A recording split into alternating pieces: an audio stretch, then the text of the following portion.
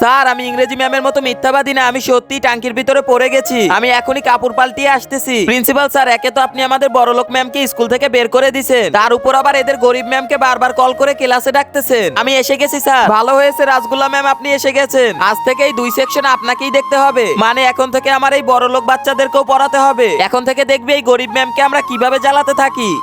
Ma'am এগুলো আমরা কিচ্ছু বুঝতেছি না, এটাই সুযোগ। ম্যাম আমিও বুঝতেছি না। ম্যাম ওদেরকে আগে বুঝাতে গেল। ওই তোরও কি মনে হয় রাসগোল্লা ম্যাম পাল্টে গেছে? উনি তো আজকে আমাদেরকে উনার ঘরে ডেকেছে একটা স্পেশাল এক্সট্রা ক্লাসের জন্য। হে আল্লাহ, পবিত্র কাবা ঘরের ছবি দেখে যে একটি লাইক আর একটি সাবস্ক্রাইব করে দিবে, তুমি তাকে হজ করার তৌফিক দান করো, আমিন। বাচ্চারা কোনো সমস্যা হচ্ছে না তো? না ম্যাম আমাদের কোনো সমস্যাই হচ্ছে না। ওই সবকিছু রেডি আছে তো? আরে হ্যাঁ সব রেডি আছে। গুড মর্নিং বাচ্চারা। ম্যাম এটা আপনার জন্য।